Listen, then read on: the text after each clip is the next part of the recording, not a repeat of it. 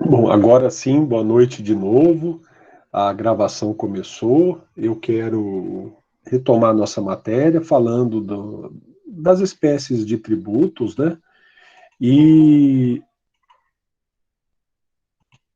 eu já falei com vocês dos impostos, das taxas e das contribuições de melhoria. O próximo tributo que eu quero apresentar é o empréstimo compulsório. O empréstimo compulsório já foi um pouquinho objeto da nossa reflexão na parte de direito financeiro. O que é o empréstimo compulsório? É um empréstimo, entre aspas, alguns problematizam esse nome, mas é um empréstimo que a União, por lei complementar, pode criar em duas situações. Para despesas extraordinárias decorrentes de guerra ou calamidade, ou para investimento público urgente e relevante. Nesses casos, a União pode criar um empréstimo compulsório, ela vai tomar o dinheiro do particular e terá que devolver após um período de tempo.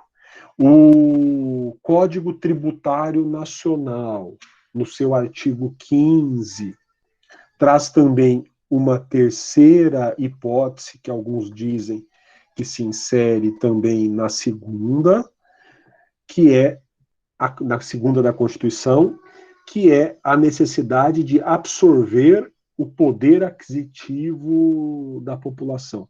Então, se tem muito dinheiro sobrando na população, pelo Código Tributário, poderia ser criado um empréstimo compulsório para absorver esse excedente de capital. O problema é saber se essa hipótese se enquadra ou não no inciso 2 da Constituição. Há divergência. Há quem diga que não se pode mais criar um empréstimo compulsório para essa situação. O que importa é que o artigo 15, parágrafo único, diz que a lei vai determinar o prazo do empréstimo. Qual lei? A lei complementar que criar o empréstimo compulsório. Vai determinar o prazo do empréstimo e como que ele vai ser devolvido. Tudo isso tem que estar, portanto, previsto em lei, tá?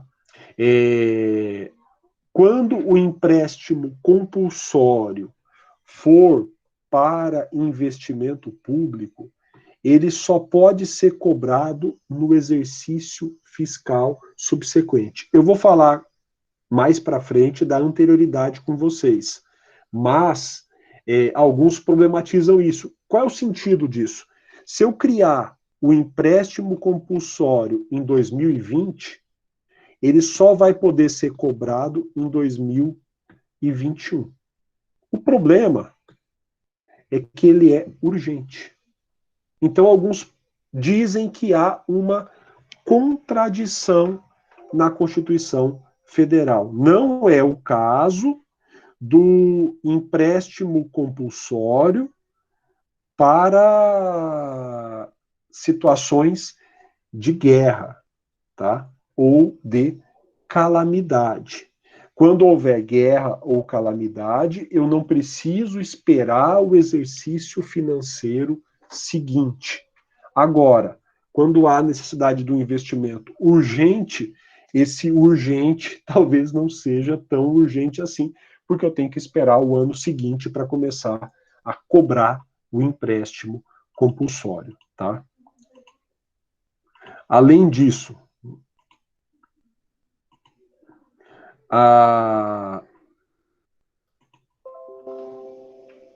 além do empréstimo compulsório, eu ainda não havia apresentado para vocês as contribuições. Olha o sistema tributário brasileiro.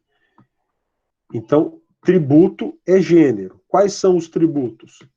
Impostos, taxas, a contribuição de melhoria, o empréstimo compulsório, e nós vamos ver agora dentro dessa categoria de tributo, as chamadas contribuições especiais, completando os 5 tipos de tributo. Quais são as contribuições que a União pode cobrar? Então, a contribuição é um tipo, assim como o empréstimo compulsório, esqueci de salientar isso, é um tipo de tributo. É uma prestação pecuniária que não decorre de ato ilícito, que o Estado cobra por atividade plenamente vinculada. Bom, quais são as contribuições? Contribuição social, contribuição de intervenção no domínio econômico, contribuição de interesse de categorias profissionais ou econômicas. Tem 3 tipos de contribuição que a União pode criar. Há contribuições que os estados, o Distrito Federal e o município podem criar, e existe, além dessas previstas acima, as contribuições que municípios e Distrito Federal podem criar para custear o serviço de iluminação pública. É a chamada CIP, Contribuição para a Iluminação Pública. Primeiro, contribuições sociais. União, Estado, Distrito Federal e município podem criar contribuições para financiar a Seguridade Social. Quais contribuições? Contribuição do empregador, empresa ou entidade equiparável. Contribuição do trabalhador. Contribuição sobre receita de loterias. Contribuição sobre importador de bens e serviços. Todas essas contribuições podem ser criadas e vão custear a Seguridade Social, que inclui a Previdência e outros mecanismos de amparo ao trabalhador. Bom, as contribuições sociais mais famosas, PIS, PASEP, que vão financiar, o PIS é cobrado sobre o trabalhador da iniciativa privada, o PASEP da trabalhador público, vão financiar o seguro-desemprego e o abono salarial. Então, esse tributo, ele é vinculado, ele vai, diferentemente do imposto, né? A contribuição é um tributo vinculado, é um tributo cujo resultado arrecadado vai financiar alguma coisa. A COFINS vai financiar a Seguridade Social também como um todo. E a contribuição sobre o lucro líquido vai financiar programas de capacitação do trabalhador. Então, essas contribuições sociais financiam a Seguridade Social. Existem contribuições de intervenção na economia, são as CIDs, elas têm por objetivo regular a atividade econômica. O objetivo delas é extrafiscal, então o objetivo fiscal é arrecadar para que o Estado possa desempenhar suas atividades. O objetivo extrafiscal é arrecadar para que o Estado realize outras atividades que não suas próprias, como de controle da economia ou da sociedade. As mais famosas, a CID, que incide sobre os combustíveis, e a que incide sobre as remessas para o exterior. São tributos que tentam, então, regular os combustíveis e a remessa para o exterior. Ainda existem as contribuições que são de categorias profissionais ou econômicas. Existe, por exemplo, a contribuição sindical, contribuição para a entidade fiscalizadora e a contribuição para o sistema S. Cada uma tem o seu âmbito de incidência e o seu destino para o valor arrecadado. Por fim, existe a contribuição para custeio da iluminação pública. Olha, a contribuição para custeio da iluminação pública, ela foi criada pelo artigo 149-A e ela pode ser cobrada por municípios e Distrito Federal. Daí eu recortei do livro do Roberto Caparrós um quadro em que ele elenca impostos, taxas, contribuições de melhoria, empréstimos compulsórios e contribuições, tá? Então existem impostos que têm o nome lá na Constituição, que estão previstos, existem impostos residuais que podem ser criados além daqueles por lei complementar e os impostos que podem ser criados em caso de guerra. Existem taxas pelo poder de polícia ou pela prestação de serviço público divisível. Também existe a contribuição de melhoria, que é cobrada sobre a valorização do imóvel, então há uma obra pública que valoriza o imóvel. Nós falamos ou apresentamos essas 3 espécies tributárias na aula passada, e hoje eu falei aqui sucintamente do empréstimo compulsório em caso de calamidade pública ou guerra, ou em caso de investimento urgente e relevante.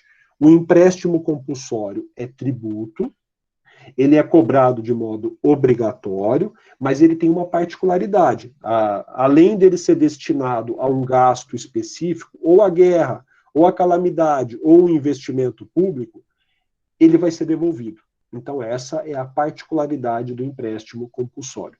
E há as várias contribuições, são várias contribuições no nosso sistema tributário que arrecadam dinheiro para finalidades específicas. Olha, pessoal, qual é a grande diferença? O imposto é um tributo não vinculado. O que é arrecadado pelo imposto vai para a conta geral da administração, que distribui conforme o orçamento. A taxa é vinculada ao poder de polícia ou à prestação de serviço. A contribuição é vinculada seja a contribuição social, seja a contribuição econômica ou de categoria. Ela é vinculada a uma finalidade específica. Mas todos estes impostos, taxas, contribuições de melhoria, empréstimos compulsórios e contribuições são tributos. Então, são todos tipos de tributos e sujeitam-se à definição de tributo, tá? Ah, Maiara, perfeito, tá? Eu acho que eu acabei falando disso, né? Desculpe, eu estava sem o retorno da sua manifestação aqui por escrito, e inclusive quando for assim para todas e todos, podem abrir o microfone, falar, abrir a câmera, fiquem à vontade, tá? Mas, de fato, tá? O empréstimo compulsório, ele é vinculado, seja a um determinado investimento público, seja a situação de guerra, seja a situação de calamidade. Em tese, o governo poderia criar hoje ainda, dada a pandemia, uma contribuição, um empréstimo compulsório, mas eu não vou nem falar alto para não dar ideia, tá? E a minha sugestão é que fosse um empréstimo compulsório cobrado de alunos da São Judas, tá? Porque vocês são pessoas bem de vida, são pessoas que têm riqueza sobrando, talvez pudessem contribuir com o combate à pandemia. Mas, enfim, é pena que está gravando, né? Então vai ficar gravado, é só vocês não compartilharem o vídeo depois, para que ninguém ouça. De qualquer modo, pessoal, mas o dinheiro será devolvido, tá? O empréstimo compulsório tem essa particularidade. Olha, Maria Beatriz, o duro é quando a gente faz uma piada sem graça dessa na aula mesmo, física, que está todo mundo em sala e metade da turma não jantou, né? E aí, quando a metade da turma não janta, a teoria da alma de Platão é muito interessante. Platão diz que existem três almas: a racional, a colérica, que fica no coração, e a apetitiva. E quando uma das outras duas almas, a apetitiva ou a colérica, derruba a alma racional no governo do corpo, tudo pode acontecer, né? Então, contar uma piada dessas, quando a alma racional está sendo controlada pela alma apetitiva no meio da sala, é um horror, viu? Pode não vir coisas boas. De qualquer modo, né? Dizendo isso, aqui à distância, Maiara, eu me atrevo, tá? Eu me atrevo um pouco mais, sobretudo sugerindo algumas coisas, né? Muito bem colocado.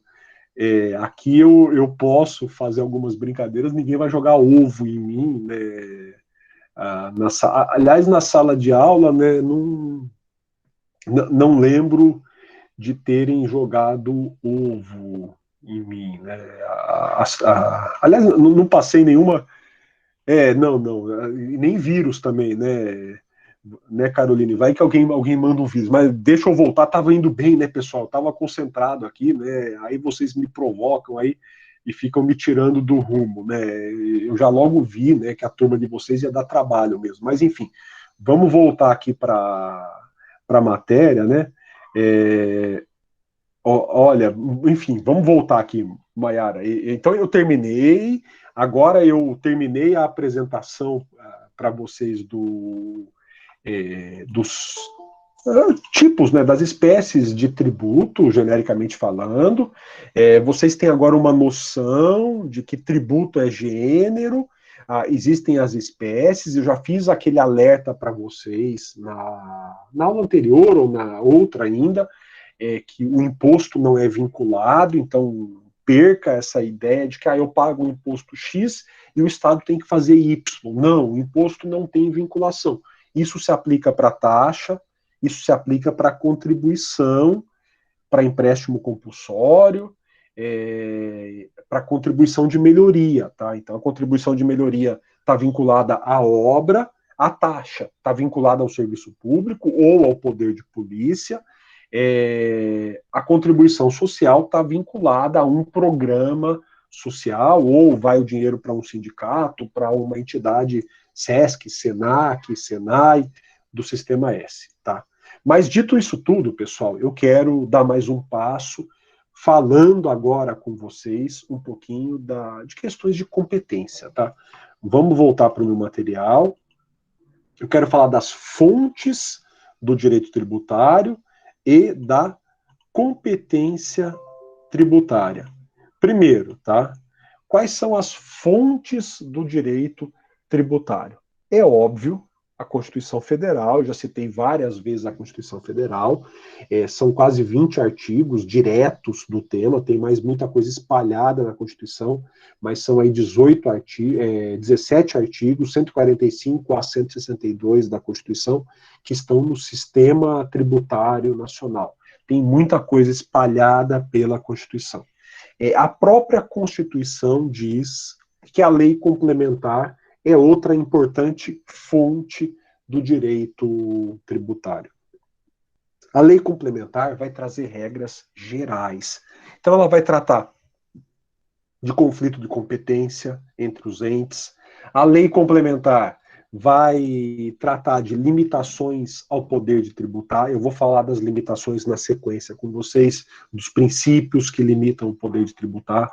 A lei complementar vai estabelecer normas gerais da legislação tributária. E a lei ordinária vai especificamente, por exemplo, criar os tributos. A Constituição prevê muitos tributos, eu apresentei esses tributos para vocês, e eles vão ser criados, na sua maioria, salvo exceção, por exemplo, falamos do empréstimo compulsório, mas na sua maioria, os tributos, sobretudo impostos e contribuições, serão criados por leis ordinárias. Então, essas são as principais fontes do direito tributário. Além disso, há algumas reservas que são feitas para a lei. O artigo 97 do Código Tributário Nacional diz que só a lei pode criar ou extinguir tributos. Também diz que só a lei pode aumentar ou diminuir tributos. A gente vai falar um pouquinho mais disso no princípio da legalidade, que aqui estudaremos daqui a pouquinho. Também, o artigo 97 diz que só a lei pode definir o fato gerador da obrigação tributária. A gente vai falar da obrigação tributária e eu vou dizer para vocês o que é o fato gerador, mas é a manifestação de riqueza que faz incidir a norma. Só a lei pode fixar a alíquota do tributo, tem exceções, a gente vai ver na sequência. Também, só a lei pode criar penas e só a lei pode excluir, isentar a cobrança de tributo, tá? Então, existem várias práticas que só podem ser adotadas por lei. Qual lei? Pode ser a lei federal, se o tributo for federal, a lei estadual, se o tributo for estadual, e, claro, a lei municipal, se o tributo for municipal. Existem aqui situações em que a Constituição ou o Código Tributário especificam que não precisa haver lei. Então, existem situações que podem ser concretizadas com decretos, por exemplo.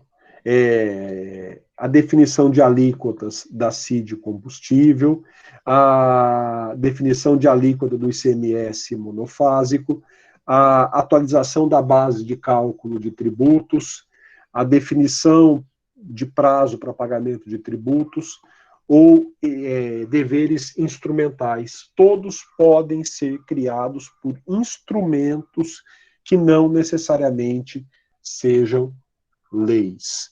E aí você pode se perguntar, tá, então se há a possibilidade de eu criar algumas coisas, aumentar alíquotas, sem usar a lei, quais instrumentos que eu posso usar? O artigo 100 do Código Tributário Nacional parece responder a essa pergunta. Então, atos de autoridades administrativas podem fazer uma dessas coisas: atualizar a base de cálculo, definir prazo para pagar tributo, exigir deveres instrumentais. Também, decisões de órgãos singulares ou coletivos de jurisdição administrativa. Práticas costumeiras observadas por autoridades administrativas também complementam as leis tributárias. Convênios entre os entes da federação. Olha, eu só não posso impor penalidades, cobrar juros por essa legislação complementar. Mas esses instrumentos são aceitos para aqueles casos previstos. Daí você pode se perguntar também se cabem tratados internacionais em direito tributário. E a resposta é que sim. E olha só, o Código Tributário já tinha sido, antes da Constituição, bem claro em definir o papel do tratado. O artigo 96 diz que legislação tributária é uma expressão que, além de leis, compreende tratados e convenções internacionais. Olha os decretos aqui também, tá? São muito importantes no direito tributário. Mas os tratados fazem parte da legislação tributária. E olha o artigo 98. Os tratados revogam ou modificam a legislação tributária e serão observados pela que lhes sobrevenha. Qual é a ideia? Há uma discussão no direito internacional A maioria da doutrina concorda com isso, mas é sempre bom registrar em lei. Há uma hierarquia criada pelo Código Tributário: Constituição Federal e lei. Entre elas estão os tratados. Olha, por quê? O tratado revoga a lei se ele contrariar a lei. E se uma nova lei for criada que contrarie o tratado, ela não revoga o tratado. Ele continua observado mesmo pela lei que lhe sobrevenha. Portanto, a legislação tributária não teve dúvidas, pessoal. Ela deixou bem clara a noção que é por vezes trabalhada, né, mas que gera controvérsias, de que o tratado sobre tema de direito tributário vai ocupar aquela posição no ordenamento jurídico que é infraconstitucional, mas supralegal. Vamos lembrar, infraconstitucional porque está abaixo da Constituição. Supralegal porque está acima das leis, tá? Então, o tratado ocupa uma posição acima da lei, de tal sorte que mesmo que uma lei seja mais recente que o tratado, eu não posso aplicar a lei simplesmente porque, pelo critério da hierarquia, o tratado está posicionado acima da lei, tá? Então, eu insisto, em matéria tributária, nós não discutimos isso, porque está registrado no próprio Código Tributário Nacional. Claro, a menos que nós mudemos o Código Tributário Nacional. Bom, dito isso, né, eu quero falar um pouquinho da competência tributária. Então, eu quero agora discorrer sobre a competência tributária, e eu já citei esse artigo 24 da Constituição em direito financeiro. Compete à União, Estado e Distrito Federal legislar concorrentemente, União, Estado e Distrito Federal, sobre direito tributário. A Constituição, de novo, não fala do município. Já volto a ele. Nós estamos falando que União, Estado e Distrito Federal podem legislar sobre direito tributário. Para evitar conflito, a União cria regras gerais. Depois que a União criou regras gerais, o Estado pode criar regras particulares. Se a União não criar regras gerais, o Estado pode criar regras gerais. Uma vez que a União cria aquelas regras gerais, a lei estadual está suspensa, tá? Então, essas são as regras da competência concorrente que se aplicam ao direito tributário. Daí fica a questão, acho que eu não trouxe depois, do município, tá?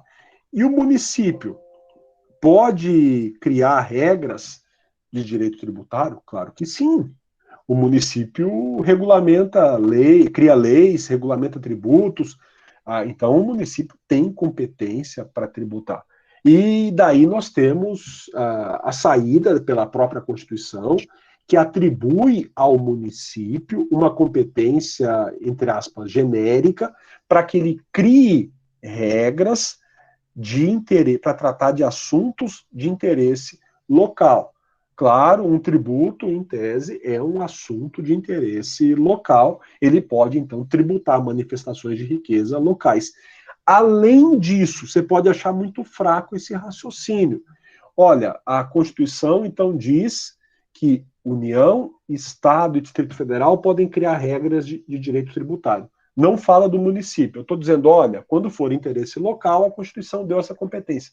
Mas você pode achar muito fraco. Falar, olha, mas interesse local, daí nós temos que continuar na Constituição e verificar que, embora ela não tenha dito, nesse momento, que o município tem competência para criar regras de direito tributário, no sistema tributário nacional, de modo explícito, a Constituição Federal atribui competência para o município.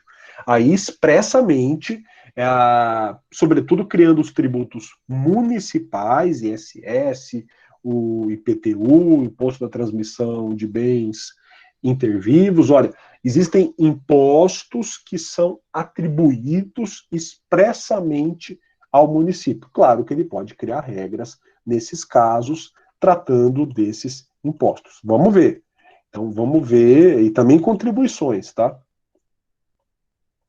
Olha, então, o artigo 6º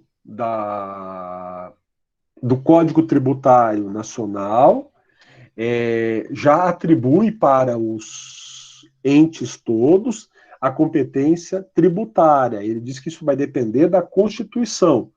E aí, o artigo 8º tem uma regra interessante.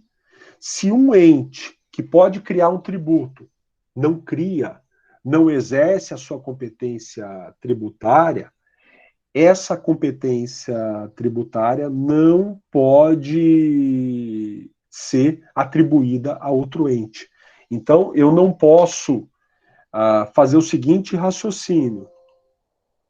Olha, a Constituição atribuiu ao Estado a competência de criar o IPVA. O Estado não criou o IPVA. Eu não posso concluir que o município possa vir a criá-lo. Bom, como no Brasil muitas coisas absurdas acontecem, não é demais o Código Tributário fazer essa ressalva, tá?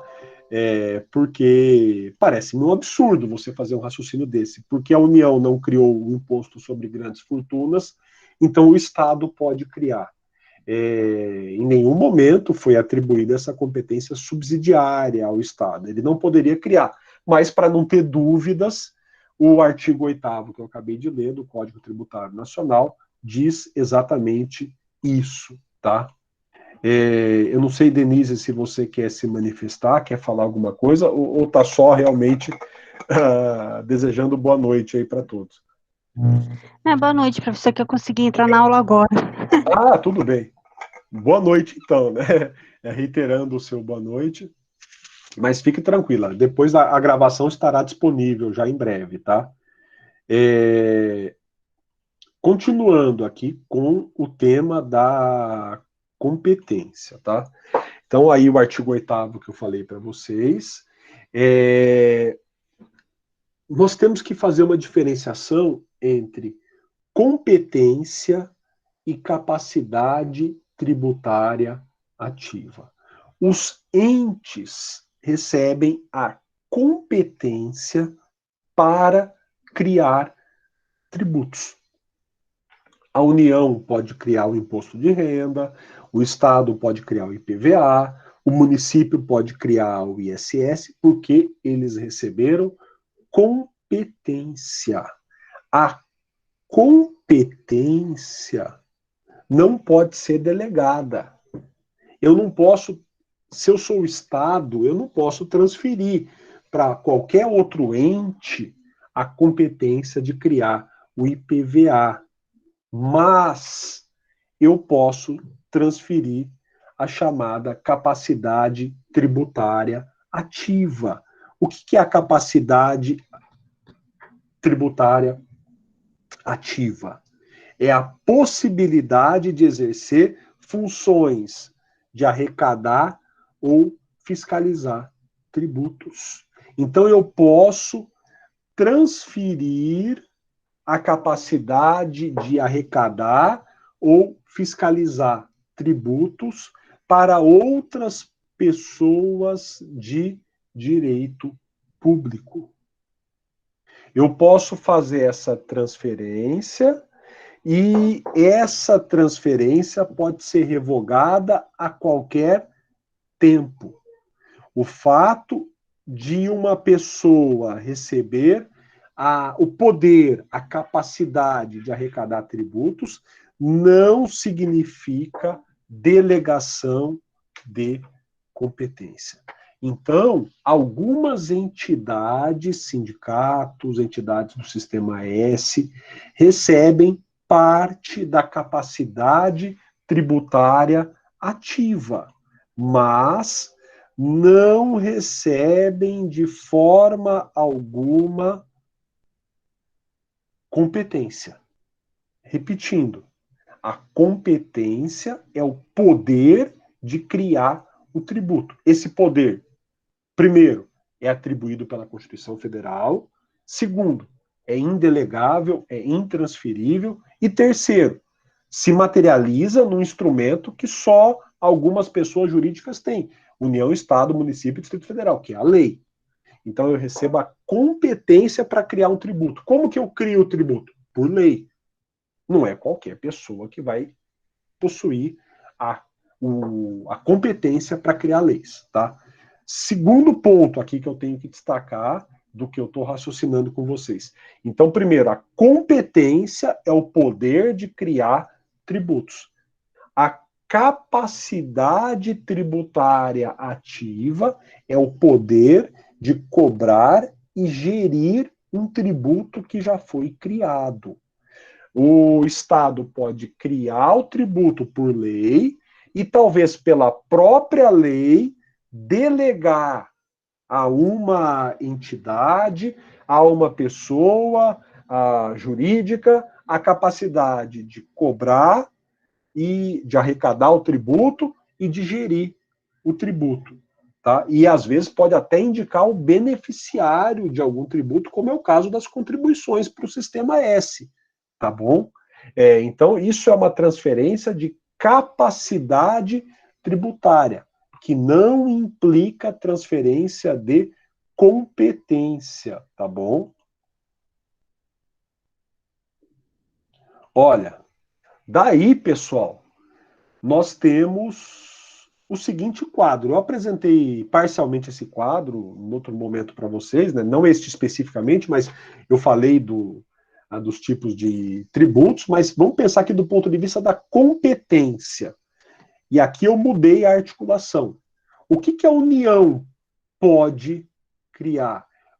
Qual é a competência tributária? Vamos fazer a pergunta certa, permitam-me. Qual é a competência tributária da União? A União pode criar impostos. Eu estou trazendo aqui o fundamento, tá?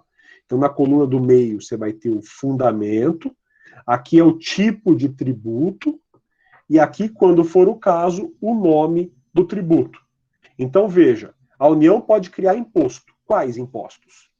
Imposto de importação, imposto de exportação, imposto de renda, imposto sobre o produto industrializado, imposto sobre a operação financeira, imposto territorial rural, imposto sobre grande fortuna. A União tem competência para criar esses tributos. A União tem competência para criar taxas e contribuições de melhoria. Também empréstimos compulsórios e contribuições. Quais contribuições a União pode criar? Sociais, sobre o domínio econômico e da Previdência. Então, a União pode criar esses tributos. Os estados podem criar quais tributos? Ele tem competência para criar impostos.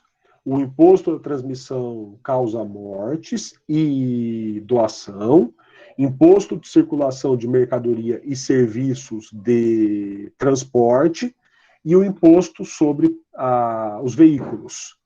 O Estado pode criar taxas e contribuições de melhoria e pode criar algumas contribuições.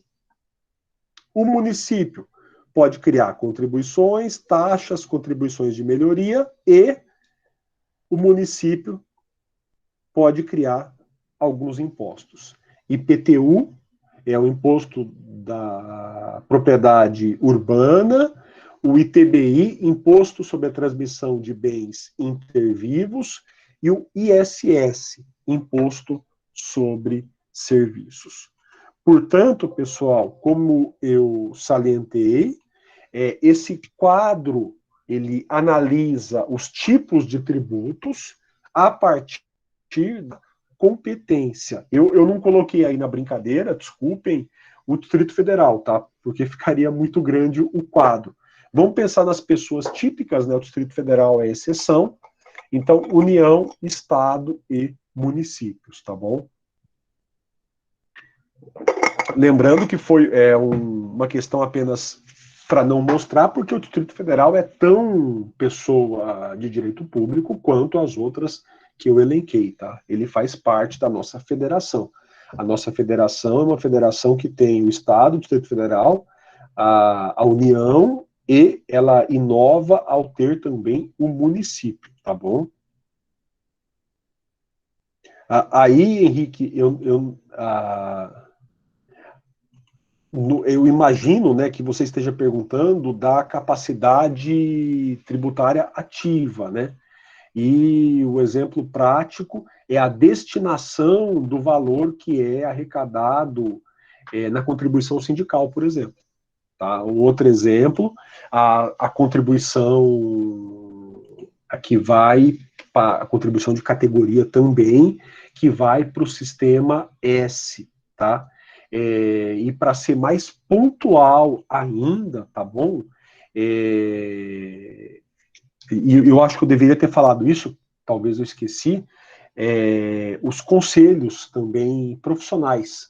Então, conselho de medicina, conselho de odontologia, de economia, de enfermagem, esses conselhos recebem a capacidade tributária ativa, e aí também no sentido de arrecadar, tá? E aí o que eu esqueci de falar, né? Já por decisão do STF, a OAB não é equiparada aos conselhos, ela é mais do que um conselho. A OAB é um conselho profissional, mas é, no fundo, chamada de uma entidade sui generis. Não existe outra entidade igual à OAB. Por lei, ela tem atribuições que os outros conselhos não têm. A OAB é uma sociedade, é uma associação da sociedade civil, que tem funções, que tem a competência também processual, que tem iniciativa de leis, ela tem uma série de atribuições que outras entidades de fiscalização, como os conselhos profissionais, não têm. Nesse sentido, por ser uma entidade privada, a OAB ela não é equiparada aos conselhos, e o Supremo não considera que a contribuição que o advogado paga para a OAB seja, então, o valor pago pelo advogado, a anuidade, não é um tributo, não tem natureza tributária. Daí, se não, Henrique, eu poderia estar citando a OAB como mais um exemplo para você, mas eu não posso. Tá? Embora a situação pareça ser tributária, por quê? Porque quem contribui para o Conselho de Medicina está pagando um tributo, é uma contribuição. Agora, quem paga a anuidade para a OAB não está pagando um tributo. Tá? Isso é por força de lei e da interpretação do Supremo Tribunal Federal. Tá bom? Então, a OAB não tem capacidade tributária ativa, porque a anuidade que é paga para a OAB não é tributo. Olha, feito esse mapa, feito esse panorama da competência tributária, eu quero apresentar dois conceitos para vocês, tá? O primeiro conceito é a bitributação. O que é a bitributação? É aquela situação em que o mesmo fato é tributado por pessoas jurídicas diferentes. Então, eu tenho o mesmo fato, a mesma manifestação de riqueza, que vai ser tributada pela União e pelo Estado. Poderia ser pelo Estado e pelo município, pelo Distrito Federal, enfim. A Constituição tenta evitar a bitributação. Ela tenta evitar que pessoas jurídicas diferentes tributem o mesmo fato. A única exceção... como é que ela faz isso, né? Desculpe. A Constituição tenta evitar a bitributação ao fazer uma distribuição de competências, tá bom? Então, a Constituição distribui as competências para evitar que o mesmo ente tribute, que dois entes tributem o mesmo fato. A única exceção é o imposto extraordinário para casos de guerra.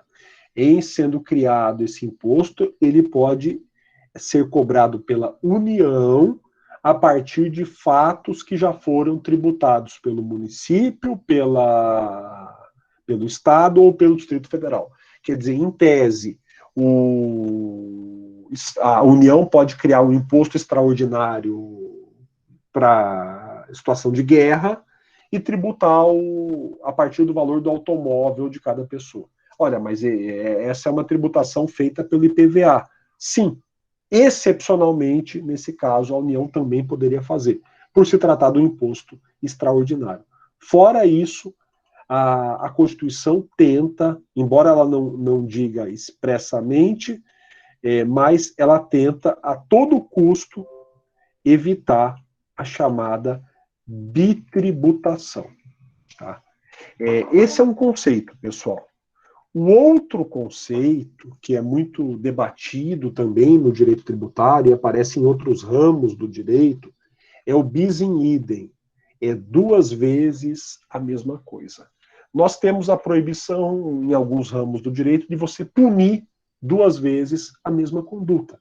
Olha, a mesma conduta não pode ser punida duas vezes. Mas esse princípio não é universal, porque às vezes a mesma conduta é punida na esfera penal, é punida na esfera civil. E isso é um bis in idem, ainda que não seja um bis in idem penal. Ela pode ser punida na esfera civil, na esfera administrativa e na esfera penal. E aí houve um bis in idem. Então, o que é o bis in idem no direito tributário? O ente vai tributar o mesmo fato. Então, você tem o fato e o ente, a união. Ele vai cobrar nesse fato mais de um tributo.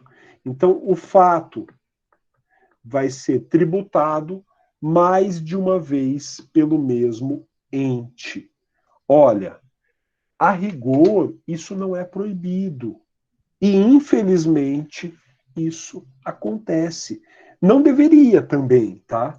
Mas acontece. Olha, eu tenho a contribuição social sobre o lucro líquido e o imposto de renda, que vai atingir o lucro.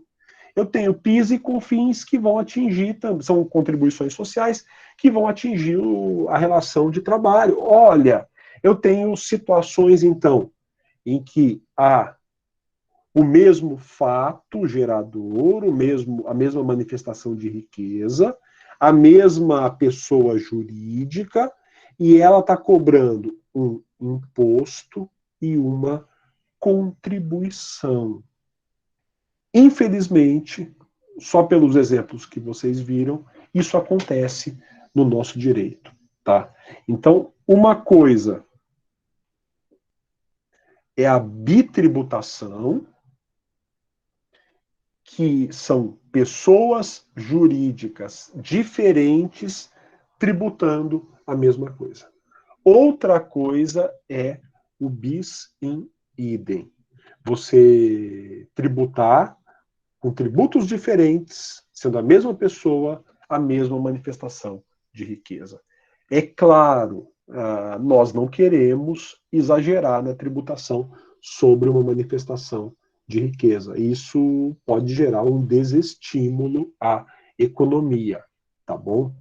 Bom, dito isso, eu concluí agora já 2 passos na aula de hoje. O primeiro passo, eu terminei a apresentação das espécies tributárias, e no segundo passo, eu agora falei com vocês das fontes do direito tributário e falei com vocês também da competência tributária. Olha, a relação tributária, o tributo é uma obrigação, eu já falei isso para vocês. O tributo é uma relação obrigacional. Existe um contribuinte que deve pagar uma prestação pecuniária que não decorre de ato ilícito para a União. Então, há uma relação entre, para a União não, para o Estado, né? Há uma relação entre o Estado e o contribuinte. Eu estou dizendo isso para destacar que o Estado possui a autoridade pública. O Estado, ele está agindo, observando a sociedade, detectando manifestações privadas de riqueza, ele tributa essas manifestações privadas de riqueza. Em outras palavras, quando o Estado percebe uma manifestação privada de riqueza, ele cria uma lei que lhe dá poder para retirar um pouquinho dessa riqueza privada e socializar a riqueza prestando serviços públicos. A ideia do direito tributário é maravilhosa. A ideia é, de um ponto de vista filosófico, muito bonita. Então, o Estado vai retirar um pouquinho de riqueza do particular para, somando esses pouquinhos de riqueza que ele retira do particular, ele ter um montante grande de dinheiro para prestar serviço de educação, para prestar serviço de saúde, serviço de transporte, ou seja, para devolver para a população, sobretudo para aquela população mais carente, em uma forma diferente de riqueza, que é a riqueza dos serviços, tá? Então, filosoficamente é muito bonito. O Estado vai usar o seu poder em nome do interesse público para tirar a riqueza do particular. E por que eu estou insistindo nisso? Porque esse tipo de relação pode dar espaço a abusos. Nós temos que tomar cuidado para que o Estado, em nome do interesse coletivo, que nem sempre pode ser verdadeiro, mas usando de pretexto o interesse coletivo, termine por violar direitos subjetivos do cidadão que é o contribuinte. Então há uma tensão nessa relação que é constante.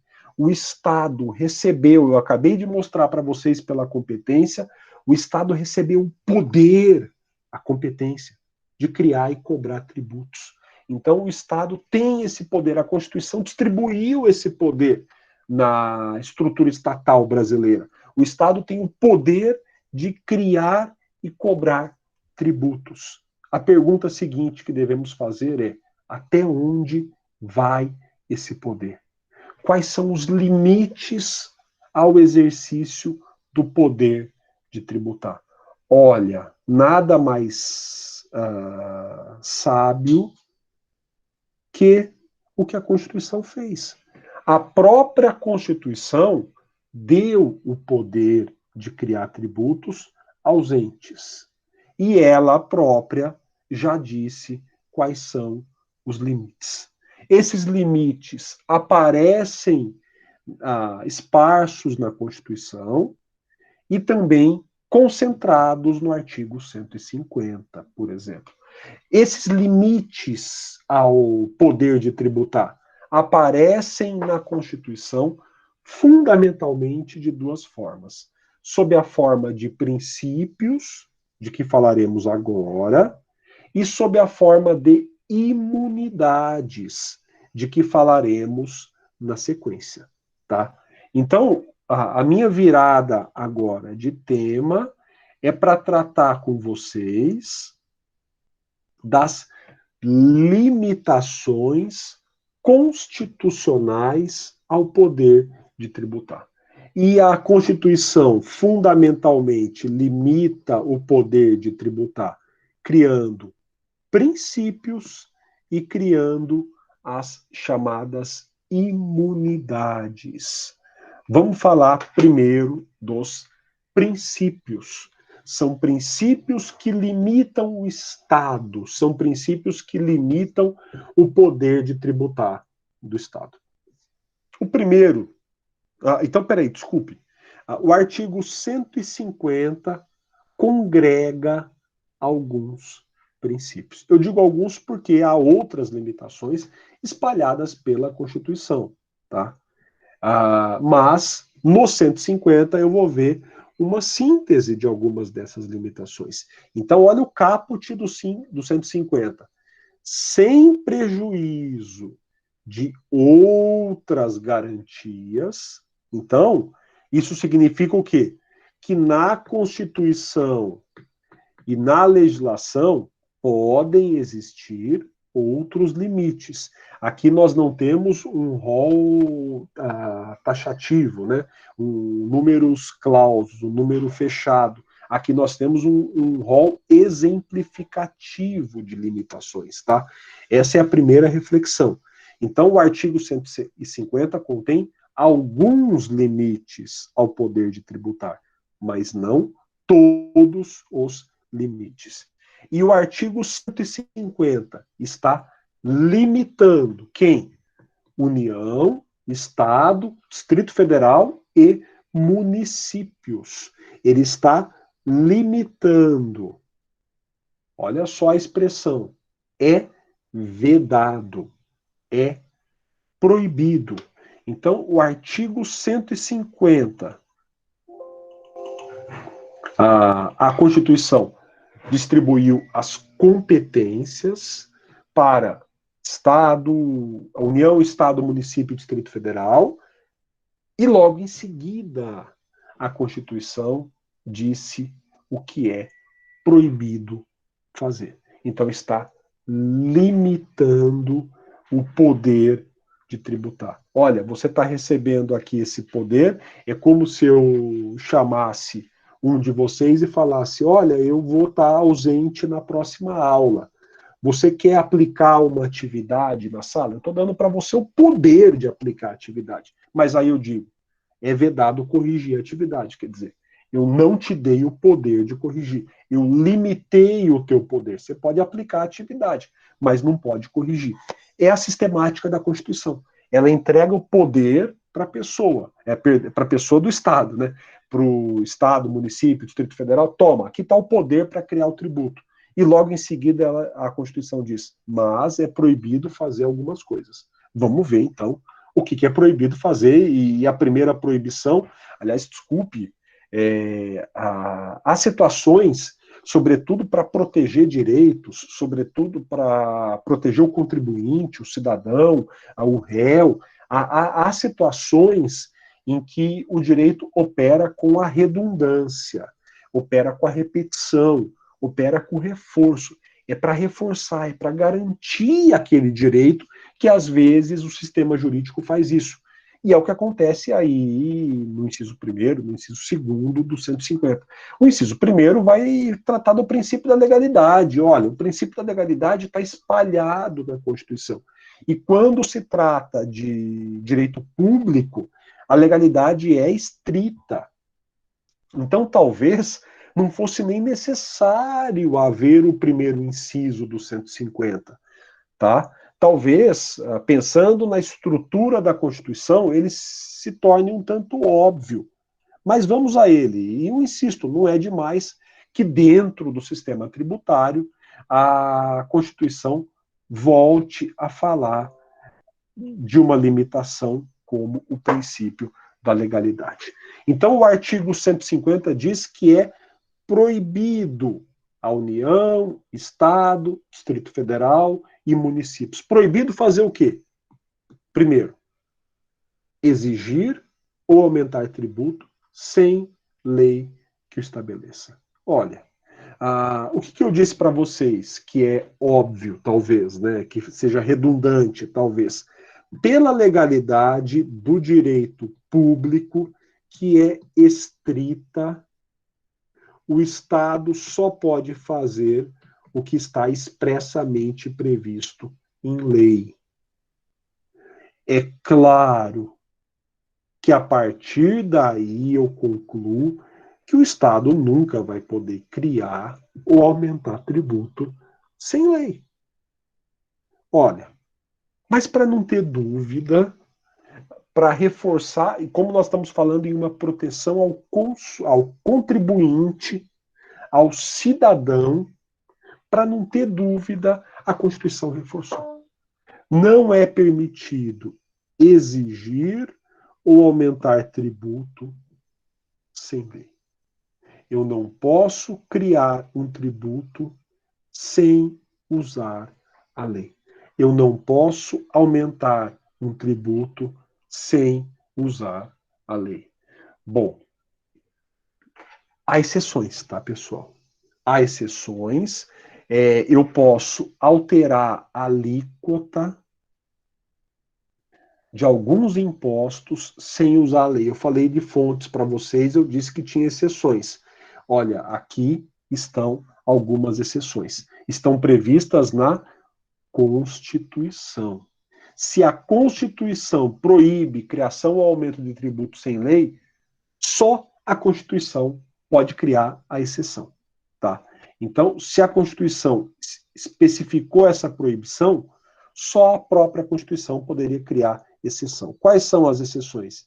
Imposto de importação, imposto de exportação, IPI, que atinge os produtos industrializados, e IOF, que atinge as operações financeiras. Esses tributos, que têm uma forte carga extrafiscal, são exceções em algumas situações. Tá?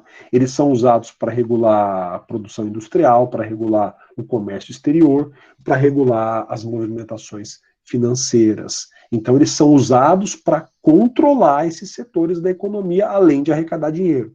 Portanto, faz algum sentido que eu possa aumentar ou diminuir a alíquota sem o uso de lei. E vai ser o Poder Executivo, por decreto, que poderá fazer isso. Então, primeiro, tem exceções, esse princípio da legalidade estrita que está aí consagrado no inciso primeiro. Eu não posso exigir ou aumentar tributo sem lei que o estabeleça. E aí, pessoal,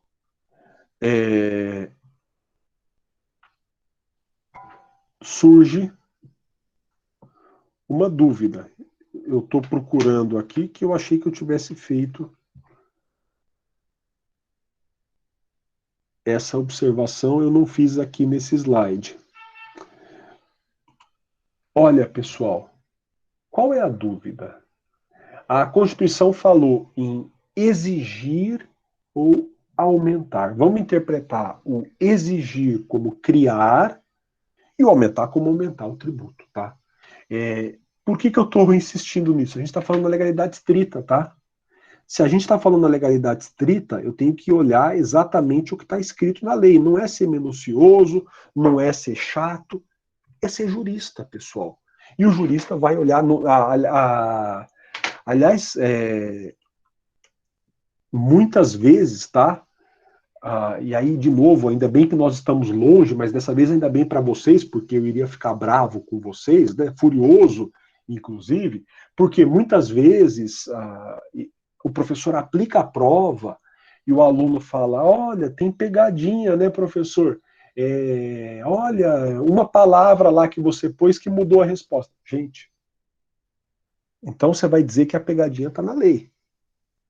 Porque às vezes você lê uma palavra da lei com um sentido diferente e você muda a tua visão sobre o assunto, tá? Não é que tem pegadinha quando a gente muda uma palavra e considera a alternativa errada. É que nós estamos no direito, insisto. E, sobretudo, no direito público, que é um ramo da legalidade estrita, tá? E o que eu quero ser chato aqui, tá? O que é que eu quero ser minucioso? O que nós temos que discutir, sim, porque eu estou falando de proteger o contribuinte. Então, eu não posso exigir ou aumentar tributo sem lei? O que você, como futura advogada, futuro advogado, tem que se perguntar? Exigir é uma coisa. E extinguir? Eu posso extinguir um tributo sem lei? Aumentar é uma coisa. E diminuir? Eu posso diminuir sem lei? Olha, a Constituição falou criar tributo e aumentar tributo. Então eu posso extinguir um tributo por decreto? Eu posso diminuir o valor do tributo por decreto? Porque a Constituição foi literal. Aí nós temos que pensar de duas formas. Primeiro, legalidade estrita. Se não está expressamente autorizado, é proibido. A Constituição, eu falei para vocês, ela foi redundante e ela reforçou a proteção ao contribuinte. Para proteger o contribuinte, ela quis reforçar um comportamento da legalidade estrita. Qual é o comportamento da legalidade estrita que prejudica o contribuinte? Criar tributo, aumentar tributo. Porque extinguir tributo e diminuir tributo não prejudica o contribuinte. Então, a Constituição optou por não reforçar esse comportamento. Então, primeiro ponto, a Constituição, nesse momento, resolveu explicitar um limite ao poder de tributar que protege o contribuinte. Bom, e tem um segundo raciocínio, que é paralelo a esse, e eu vou colocar aqui para vocês. Olha, se o tributo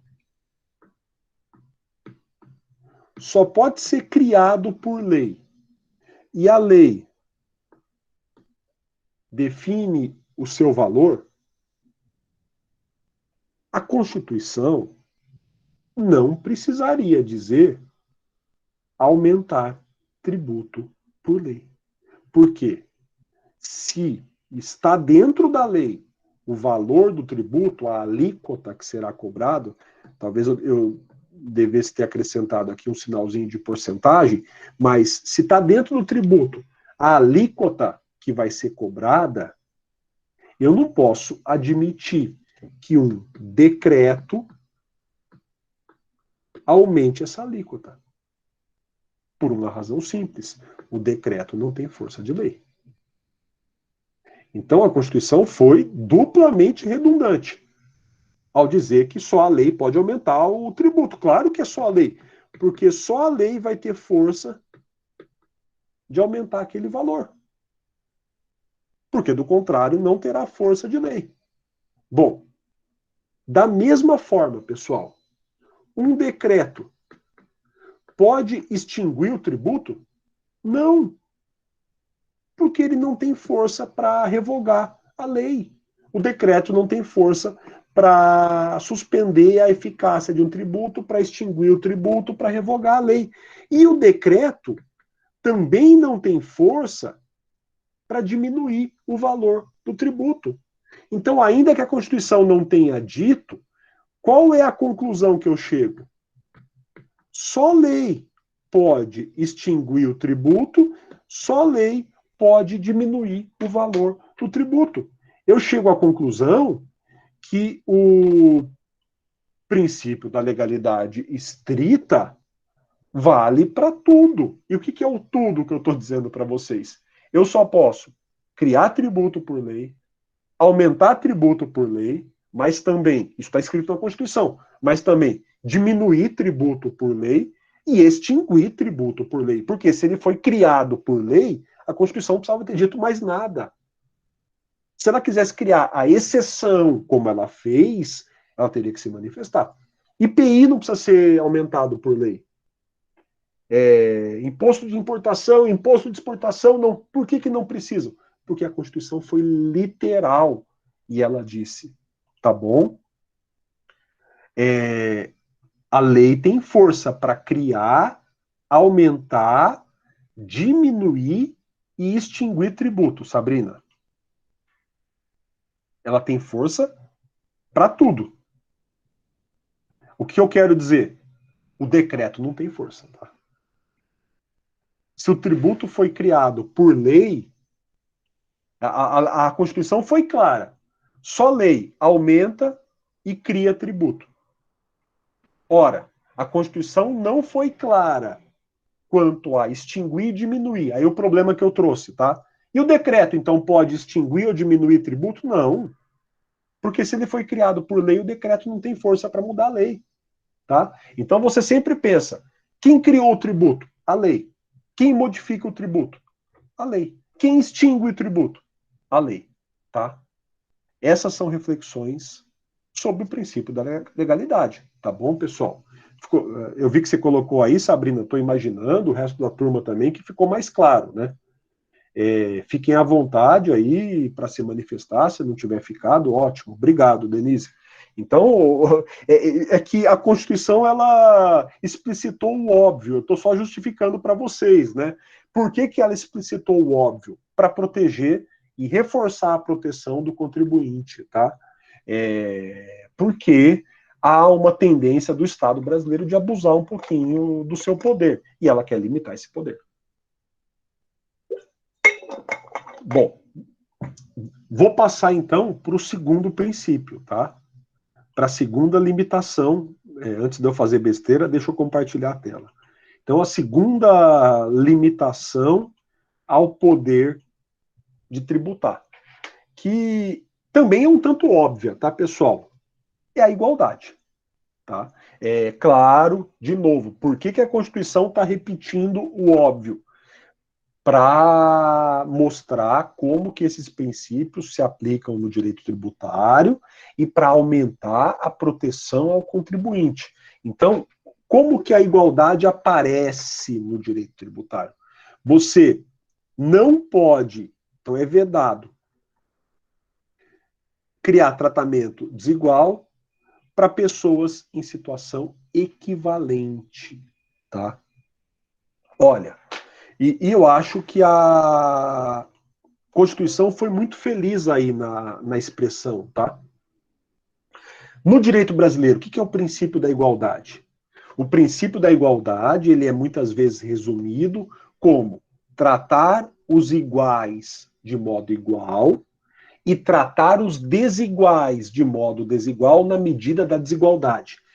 Na verdade, há um fundo aristotélico nisso, eu não vou entrar aqui na filosofia aristotélica, que é absurdamente interessante e fascinante do ponto de vista da teoria da justiça, mas o que Aristóteles diz é que a justiça significa dar a cada um o que é seu, e você vai ter que dar a cada um o que é seu, conforme seus méritos e suas necessidades.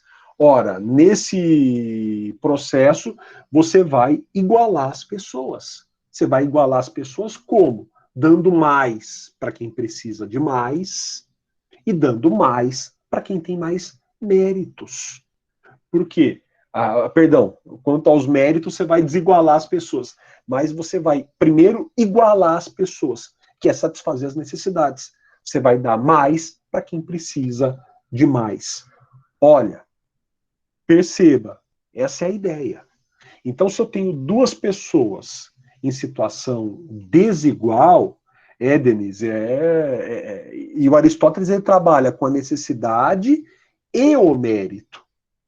Então, ele não deixa que todos morram numa igualdade amorfa e nem que todos acabem se diferenciando a partir de um mérito abstrato. Aliás, pessoal, desculpem, eu não tive a oportunidade ainda de ler o livro, eu fiquei interessado pelo livro a partir da resenha que eu li num dos jornais aqui de São Paulo. O novo livro do Michael Sandel, o professor de Harvard, que escreveu um best-seller chamado Justiça, e pelo que eu li da resenha, eu fiquei muito interessado, porque ele trata da meritocracia. E o que ele fala? A meritocracia é uma grande baboseira, é uma grande bobagem. Porque, no fundo, independentemente do critério que você defina como sendo o mérito, as pessoas acabam dependendo da sorte. Porque, na maioria das vezes, ou você nasce, vamos dizer que o talento seja o mérito, ou você nasce com talento, ou você não nasce com talento. E ele, de modo muito provocativo e com uma dose de ironia, estaria no livro, que eu insisto, eu não li, eu li a resenha, ele estaria no livro sugerindo a substituição da meritocracia pelo sorteio. Quem vai entrar numa universidade pública? Olha, qual é o mérito? Por mais que você defina um mérito, você está, no fundo, privilegiando quem nasceu numa classe, numa categoria, numa condição, ou quem nasceu com um talento. Então ele diz, se no fundo vai depender da sorte, vamos oficializar que é a sorte. Quem vai entrar na universidade pública? Todo mundo pode concorrer. Quem for sorteado, entra. Enfim, fui longe aqui, não tem nada a ver com nada, tá, pessoal? É só porque eu fiz essa reflexão aristotélica, mas, do outro lado, né, eu estava dizendo aqui que a igualdade no sistema brasileiro é tratar os iguais de modo igual e os desiguais de modo desigual na medida da desigualdade. Não é você tratar todo mundo do mesmo jeito. Eu acho que esse senso comum vocês já desfizeram há algum tempo no curso, espero. Mas não é injusto você tratar desigualmente as pessoas. Ao contrário, essa é a noção aristotélica de justiça, né? Tratar desigualmente os desiguais. Mas, pensando nisso, eu dizia que a Constituição foi sábia na escolha das palavras, porque ela disse, para eu não perder nada aqui, ó, que é vedado instituir tratamento desigual a contribuintes em situação equivalente. Olha, não há duas pessoas em situação idêntica, tá? O equivalente dá essa ideia de que as situações são parecidas. Elas são semelhantes, similares, mas não plenamente idênticas. Então, eu não posso tratar duas pessoas numa condição parecida de forma desigual. E aí eu vou ter que levar em consideração, muitas vezes, o tipo de tributo. E se o tributo ele incide sobre a riqueza, então o tributo vai tirar um pouquinho da riqueza privada para transformar a riqueza privada numa riqueza pública. Se ele incide sobre a riqueza, na maioria das vezes o meu critério para saber se as pessoas estão em situação equivalente ou não é a riqueza sobre a qual o tributo incide. Vai ser o fato gerador, daqui a pouco a gente vai usar essas palavras. Mas olha, imaginando que as pessoas estejam sendo tributadas por conta da propriedade de um veículo automotor. Se duas pessoas estão sendo tributadas porque tem um carro, e se duas pessoas têm o carro da mesma marca, do mesmo modelo, do mesmo ano, nada justifica que uma pague mais e outra pague menos. Porque o critério que foi eleito para medir a riqueza detectou que as duas têm a mesma riqueza, porque têm o mesmo carro. E naquela situação específica, elas têm que pagar o mesmo valor. Se uma pessoa pagar mais e outra pagar menos, olhando objetivamente para o carro, alguma coisa está errada no sistema, porque pessoas em condição equivalente estão sendo tributadas de modo diferente. No mesmo sentido, não vai ferir o princípio da igualdade se uma pessoa tem um carro que é um carro de luxo, que custa mais caro que a minha casa, e o outro tem um carro que é um Fusca dos anos 60, que não é um carro de colecionador, é um carro simplesmente que foi passado de geração em geração, que está bem batido. Não é justo que essas duas pessoas paguem a mesma coisa. E é justo quem tem o carro de luxo pague um valor substancialmente maior, que vai decorrer da aplicação da alíquota, e é justo que quem tem um Fusca de 50 anos talvez esteja isento. Olha, porque eu estou medindo as situações, a manifestação de riqueza, e eu estou verificando se a manifestação de riqueza é de uma riqueza equivalente ou não. Portanto, é isso que o princípio enuncia. O Estado não pode tratar desigualmente os iguais. É o que está escrito aí. O Estado não pode tratar desigualmente os iguais, que é o corolário do princípio da igualdade, tá? Esse princípio da igualdade aparece em outros momentos da Constituição. Quando o 153 fala do imposto de renda, no inciso 3, ele faz uma ressalva.